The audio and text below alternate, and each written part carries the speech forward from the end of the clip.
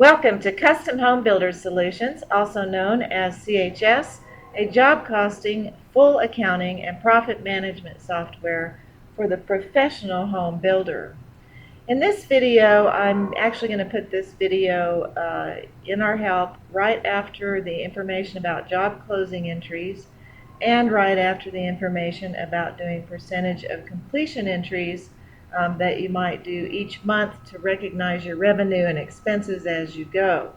Let me go ahead and open the window. I clicked on job closing entries right here, and I'm selecting a date of 2/28/2014, which is when we were showing about closing this job. Now I've changed a few things in that I went back to this job since I showed the first video about closing this job, and I made percentage of completion journal entries based on information you can see in the video about that for each month for this particular job, so that you can see a little bit of what happens if you're using the percentage of completion accounting method and have done that and it comes time to close the job. So let's go up here to help, and first of all, right underneath percentage of completion, there'll be videos, and this video will be here also showing about that after percentage of completion. But I'd like to go down to the area where I was talking about a job closing deposit, and I did use this job as if, in these various videos, as if I wasn't doing percentage of completion, as if it was just all being closed in the month of February 2014 all at once in these previous videos. But now we'll see something different here. What I'd like to do is open this help document about closing a job. And I believe you'll see, if you go to the very last page, a little bit about if it's percentage of completion. But what I wanted to bring up here is, in this help document and in my videos, I was showing a little example of some simple closing papers like HUD papers that you were doing to post your closing deposit. And you'll notice here that the sales price is $393,044.84.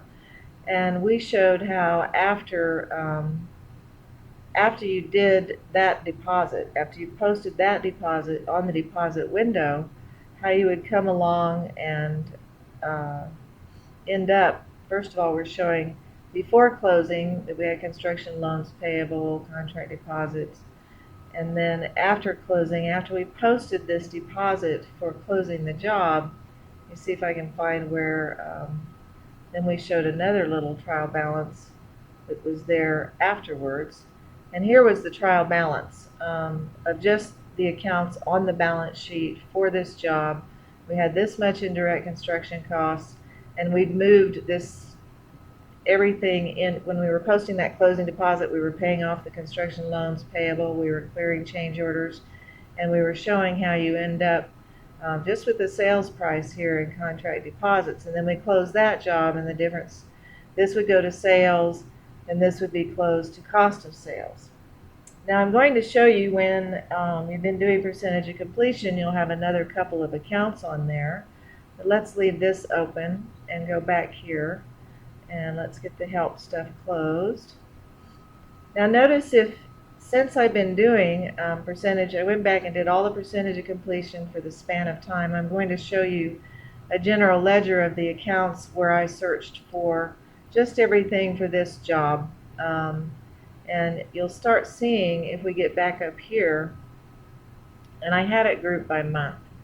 So we're looking at direct construction cost totals grouped by month for this job, which was into the 1430 direct construction costs. But if you'll see this ledger, then all of a sudden, and if you watched the percentage of completion videos, every month we were taking so much, this contra account right underneath it, we put a credit to it each month for the amount of the costs for that month. We started having, and we made a journal entry using the tool CHS had for finding these costs. And we did one up through January 31st, meaning we'd recognized in cost of sales already $313,029. Same type of thing on the revenues if you watch the percentage of completion. So if you scroll back up here to what the total is in the 1430, we have 331, 156, 62. We have a little bit of stuff happening in February. See, we just did percentage of completion through January. You'll see that going on down here, and it stops in January. So we have a little bit of what happened in February, which all just basically came from the fact that on February 15th we were posting that closing deposit, and we were recognizing loan interest, title policy, recording fees as a little bit more of job costs actually. So we need this part still to get to cost of sales, 18,127.40, and there'll be an amount down here going on with revenues also. You can see if we go past, you'll see all of these. Construction loans payable is now 0 because in February we paid off the loan balance when we got that deposit. And we basically ended up putting the sales price as part of that whole entry into contract deposits. And we cleared out the change order deposits at closing also, if you get on down here, until we got it to 0. But then you see where each month we were recognizing an amount that was calculated that we'd earned each month. And we put that to sales already. In other words, by job income recognized, on down here in sales, we have all these sales amounts that were calculated as earned, and we did it up through January, and cost of sales every month. And those are all showing up on our income statement right now, so that we had an amount each month on our income statement for that job. So what happens if you take a look at continuing to do the job closing now, in other words, getting the rest of everything off your balance sheet and over to your income statement, and I'm doing this video in 2016, so I get alerted that things are outside of my accounting period, which is good. But here comes the balances that need to be closed. Basically, they're still on the income statement.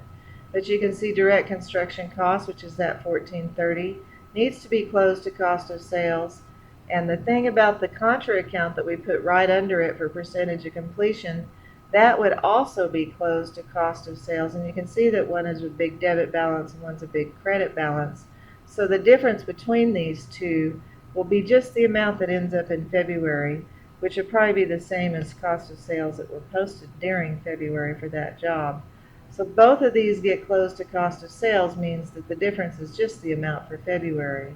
And then we have that sales price actually ending up as a balance in contract deposits, and we have how much we've already recognized and sent to sales. So the difference between these two, the credit and the debit, will mean when we close these two out of credit for just the difference, will end up in February. And when we finish up, this means we'll end up with probably this amount in sales over on the income statement. So let's do that. Let's do the job closing entry, and hopefully you've watched the videos about doing things. But I'll do create at least both of these. I need to do to cost of sales, which I believe is 3,100, no, 36. Cost of sales, single family homes. Create that closing part of the journal entry. You can see we've done that, and let's do this one. I think that's 3,600. Create journal entry. So you can see that all that's happening on the date I used of February 28th is just the difference of these two will end up.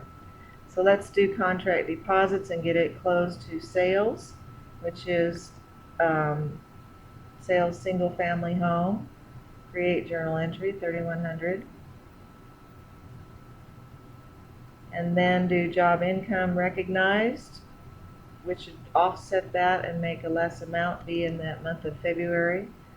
So sales, create journal entry, and that should do it. We've created a journal entry clearing out all these accounts that CHS found on the balance sheet just for that job to Groot. We've now made a journal entry that's taking care of getting all those balances on over into the income statement as of the month of February. So if we close this, we don't need to do that. We already actually did a previous closing thing. But I could do job status update to close on that date again. Now let's take a look at the full trial balance for DeGroot and see what we've got. Notice that there's a little bit of accounts payable that was left that doesn't relate to any of this discussion. Notice that now in sales we have $393,044, which if we look at our help document up here was the sales price, and then the cost of sales that we have back over here. Where am I? Over here was that amount. So these two amounts, it came out right. 331, 156.62 landed in cost of sales, and everything looks good to us. I just wanted to show you what the difference is, and that what you'd end up in February if you go back to I don't think we need to look at anything else. I guess you could look at a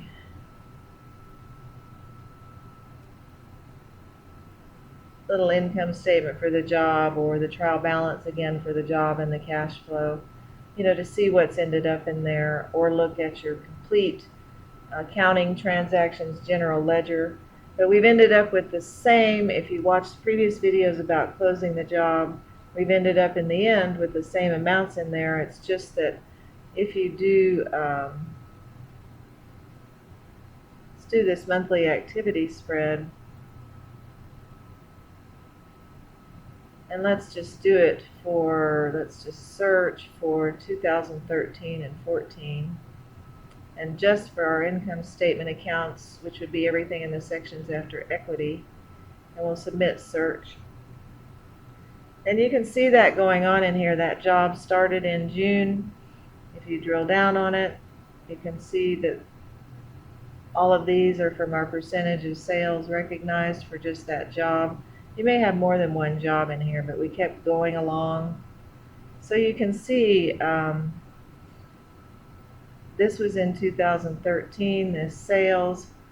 This was cost of sales right underneath it. All of this came from our percentage of completion entry. But then the entries in February put another 21,128 in sales and 18,127 in sales as a result of closing those two entries in February. They did not come from a percentage of completion entry. They came from us closing the job, and the difference between those two things that we put in, which was actually contract deposits and what we'd recognized already, we lowered it. So we just did a credit of basically a minus 21,128.08 in that month, which means instead of back to the percentage of completion discussion, if we hadn't been doing percentage of completion, then all of a sudden in February it would show that 300 and whatever amount for the sales just right here, and then the total cost of sales, which would be the total of the two of these, were spanning over a couple of years there. So you can see the difference in when you're doing percentage of completion, how you're spreading out the amount you earned, recognizing that as sales, and you're moving the amount, the costs every month to cost of sales when you're doing the percentage of completion. Anyway, I hope that helps. That's just basically how it's handled. It's a little bit different when you've been doing percentage of completion. When you're closing the job, you're closing a couple of other accounts, the contra accounts, and you can see how it's fine. You end up with really the right amounts in February as a result of doing that. And thank you for watching. I hope that helps.